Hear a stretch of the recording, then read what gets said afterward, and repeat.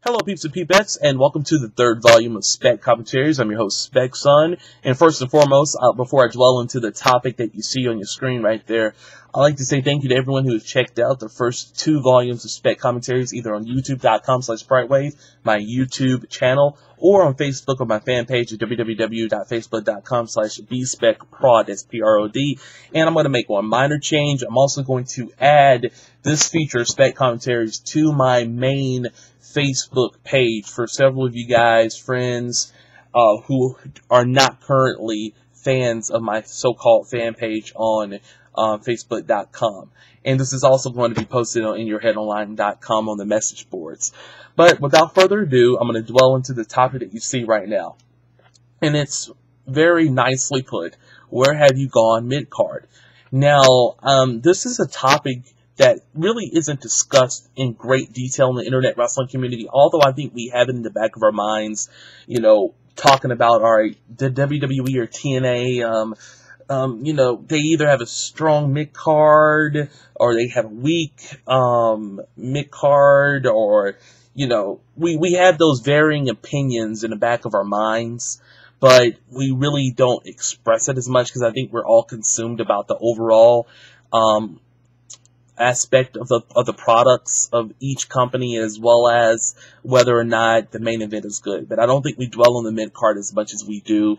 But I'm going to discuss it now. Now, in my opinion, I think the mid-card in really every aspect of professional wrestling right now is in the weakest state I've ever seen it. It used to be a time in the business where the mid-card produced some of the best matches. They always seemed to steal the show in some regard, and they solidified the main event, at least the world championship, in their respective organizations. You know, the WCW/NWA always had the United States Heavyweight Championship, and it was such a prestigious championship. As a fan, you knew if that guy won that championship that there's some good things ahead for him in the future. You know, a guy like Magnum TA won the United States Heavyweight Championship, and many people thought he'll be the world's champion. Unfortunately, he had that accident that derailed that the push that he would eventually not receive. You can look at a guy like Ric Flair, who was one of the best United States champions in the history of the NWA. Many people forget that he was even the United States champion. But in the late 70s and the early 80s, how can you go against Ric Flair, who you could tell was going to be a huge star before he even became the world's heavyweight champion in 1981 when he defeated Dusty Rhodes? I can go on and on about the United States Championship. It's such a huge, prestigious championship that helped a lot of guys' career. Lex Luger, the same guy, four-time United States Heavyweight Champion, and a guy who just was phenomenal as United States Champion in the late 80s. You go to the WWE and you look at the Intercontinental Championship, which is also another prestigious championship that was defended a lot, and you knew that the guy that had that title was destined for great things. It had the potential to be a world's heavyweight champion, a WWE champion, somewhere down the line if he had that championship. Guys like Shawn Michaels, Bret the Hitman Hart, Diesel, The Rock, and Stone Cold Steve Austin, Triple H. I mean, the list is endless of guys who were the Intercontinental Champion and eventually received that major push to be the WWE Champion down the road. So there's an assortment of guys. And what I'm seeing right now, in the WWE specifically, and I know many people are saying, oh, well, The Miz is a mid-carder, and he's the United States champion, and he's been doing good promos, but he's really the exception to the rule. If you look in the past, I say 4 or 5 years in the WWE, how many guys can you honestly say who were the Intercontinental United States champion in the WWE have received such a big push to become the WWE or World's Heavyweight Champion? There's not that many guys. It seems like the mid-card is sort of absent in the WWE. I didn't even know Dolph Ziggler was the Intercontinental Champion until I checked out SmackDown about last week, and I had no idea that the guy was the Intercontinental Champion. It just blew me away. It's like they called Kofi lose it. I had no idea that it happened. But it just goes to show you that I don't think the WWE is putting as much emphasis on these championships. And it's not only WWE. I also believe TNA. TNA, I guess you can say their X division has always been sort of their mid-card, but I don't really consider that really a true mid-card championship. It's more so of a gimmick title, and I have no problem with those championships. It has a specific specific responsibility to it, attached to it. You know, go extreme. But everybody knows that the X Division Championship really hasn't been a prominent title in TNA for quite some time. They really haven't put much emphasis on it. And if you're a casual fan, I doubt you even know who the X Division Champion is. They've just created a television championship, which they should have done a long time ago.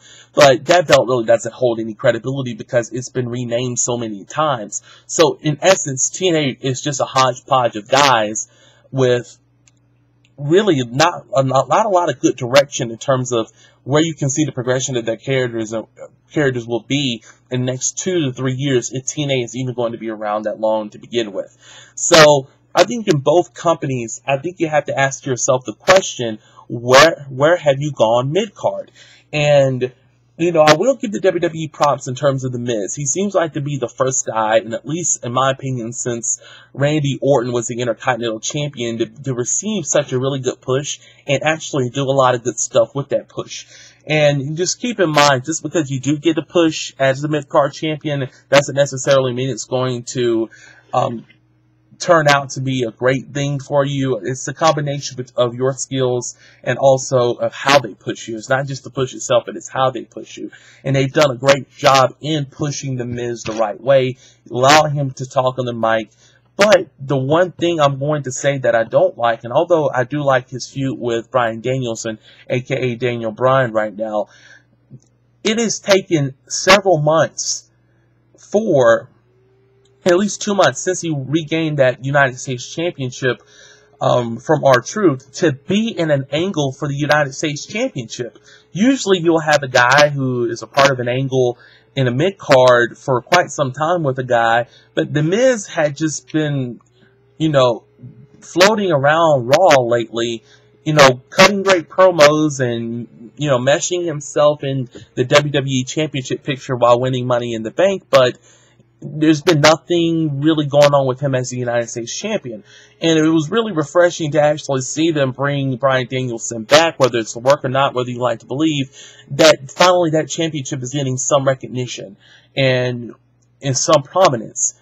Although this seems to be a feud that is mostly centered around revenge more so than the title, but at least the title is there in the balance. On SmackDown, as I said before, the Intercontinental Championship just looks like a token trophy that is just given to a young guy that they want to throw it on, and they really don't want to put that much emphasis on it. Although Kofi did have it, but Kofi has had the title before, but there's been no progression with Kofi. If you're going to be the Intercontinental Champion, why not give the guy a long run? And that's another thing I'm going to discuss about the mid-card. And not just to criticize these companies, but also to provide some sort of advice, at least some of the stuff that I think they should do. Back in the day, if you were a long-term champion in the organization, one of the things that they would do was give you in a lot of feuds. And I think that the WWE should, produce a long-term mid-card champion and get that person in long feuds with someone to make that belt seem extremely important, and also to lay the framework of saying, all right, this belt leads you to the WWE Championship if you show that A, you can hold on to the championship for a long time, and B, show that you can use that championship to your advantage as a wrestler, and, you know, hold on to it for a while, make it seem extremely credible with your angles, and before you know it, you're in the world title picture. And it's a great thing for them to do. In WWE's case, they've got 2 shows, and I'm not a big fan of the brand extension, but it is what it is. They have 2 shows. They should have 2 mid-card divisions, and you should have talent within those mid-cards and not make it interchangeable. It shouldn't be an interchangeable position. We should know who are the top stars of the mid-card division, and we should know who are the low card, and we should also know the main event. Don't constantly slide guys who are main event guys and move them back into mid-card status. Chris Jericho is a great example of this. The guy's been an Intercontinental Champion for so many times, but he's been off on WWE Champion, and I just don't like that. It hurts